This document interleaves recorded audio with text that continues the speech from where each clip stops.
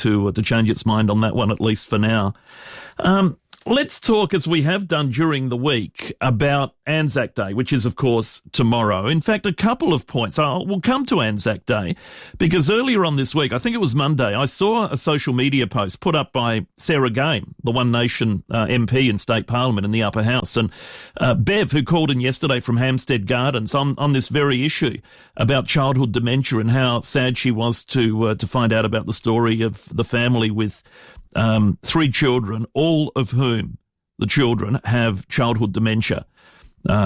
Always terminal. It's as prevalent as childhood cancer, but with no good news at the end of the tunnel. And that's just terrible. Sarah Game has been instrumental with the state government in securing funding for researchers to tackle childhood dementia. It's a really positive story. Sarah Game, good morning. Good morning. So what happened here? What drove you initially to go down this path, to prompt the government into finding some money? Well, look, since I began this parliamentary journey, I've been looking for opportunities to make a contribution, and I've got 3 children myself, and anything really that we can do to improve the lives of children would be a passion of mine. But I met Chris McDermott, who's the founder of the Little Heroes Foundation, and really he was the one who introduced me to childhood dementia because I hadn't heard of it before. And after meeting Chris and hearing the story of the family that you just mentioned, I decided, if I get an opportunity, I'm going to do something about this. And as you've mentioned, there's just a few facts that I want to reiterate. Just as many children are dying from childhood dementia as they are childhood cancer. But when you speak to people, most people have heard of childhood cancer, but they haven't heard of childhood dementia. Yet, unfortunately, funding for childhood dementia is 5 times less than childhood cancer. And as you mentioned, unfortunately, for families that have a child and, in fact, sometimes have multiple children diagnosed with childhood dementia, there's no light at the tunnel at the moment. It's always a terminal condition. But what I found really hopeful and what helped drive me to push this was that when I spoke to researchers, they said, if we can help bridge this gap with the funding, because currently they're receiving 1/5 of the funding of childhood cancer, and we can do the research that we need to do, they feel very hopeful that a cure is on the horizon for these children and their families. So they know what they need, it almost sounds like. They just need the money to get over the last hurdle or two. Exactly. And I think this $250,000 that I've managed to get from the state government, and my understanding is also that then the Little Heroes Foundation with Chris McDermott have matched that. We've got another injection of $500,000. That is going to be significant, but there will be further ongoing funding needed. And I think, all levels of government need to now start bridging this gap. So I've written to the Federal Health Minister, Mark Butler, as well, because we need to bridge this gap in funding. And my understanding is that we are very hopeful that on the horizon, not necessarily too far away either, there could be a cure for this genetic condition. Okay, well, that's really positive, and let's hope that's right. Just an absolute, you can't imagine what that must be like. And Sarah, I understand that if there's multiple children in the family and one is diagnosed with childhood dementia, the chances are incredibly great that all the children that are born to that couple may end up with childhood dementia. Well, it's basically, unfortunately, for Renee, who's ended up with 3 children with childhood dementia, it is a higher risk, but it's still a 1 in 4 chance. So it's a recessive gene. So you need both parents. But because it's a recessive gene, it means that you can have no history of that in your family. It's not something that necessarily appeared in your family. If you've been recessive carriers, you'd need 2 people to meet that both carry that gene.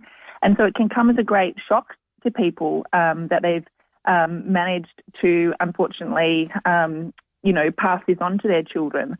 I guess the other point to mention is that these children often develop normally initially, and so it can actually be the youngest child that's diagnosed, which is my understanding in Renee's case. And so that's sort of an added tragedy that these families even up into being teenagers, the child could have been developing normally, and then symptoms can begin, and you find out that you've now become a carer and that your child has a terminal illness. Ah, gee, that's terrible. Did researchers give you any indication that if they can have a breakthrough in childhood dementia, can that be applied to dementia in general? Look, my understanding is there's a lot of collaboration going on between, the dementia organisations for older people as well as this childhood dementia. But whether or not there is similarities there in treatment, I wouldn't know. But there's certainly a high level of collaboration there with the researchers. My understanding is at the moment the research is essentially focused on two main tactics. I guess there's developing drugs that can slow down the onset of the symptoms, and I think there's already been significant headway on that front. And then obviously the main goal, which is finding some sort of cure for the condition itself, which I think can be gene therapy, is a likely outcome.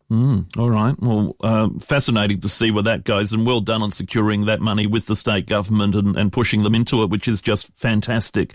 The other issue I wanted to get you on about, I saw this a few weeks back and thought, well, this will be a good story leading into Anzac Day, and how positive that a politician is doing this. But you announced the formation of the Parliamentary Friends of Veterans groups, and you've brought together the TPI, RSL and Legacy for a start, and convening this project. What's involved in that? Well, exactly. I'd noticed there was other parliamentary friends of groups, there's parliamentary friends of surf lifesavers and carers and so on. And I just noticed, we all noticed what each other are doing, I guess, our colleagues in Parliament, and you'd see various veteran groups, coming in and out, and I had veteran groups myself. And I was speaking to one of these groups, and they said, look, we haven't really spoken to many parliamentarians before. You're, one of the only people to take an interest in us. And I'm not saying that's true of other groups, but it was of this particular one. And I just thought we've really got to do better here and make this easier for all of us. And there should be a forum so that when these people come in, that they've got an opportunity to meet everybody. And so it's really a non-political group, and I've had a huge amount of interest from all my colleagues who are keen to join on. And I want it to be a conduit for veterans and parliamentarians, because parliamentarians need to be representing veterans. Veteran issues touch all portfolios, so housing, health, education, aged care, it's across all spectrums. And so I'm wanting to hold our first event in Parliament House. We are just still in the planning stages of that.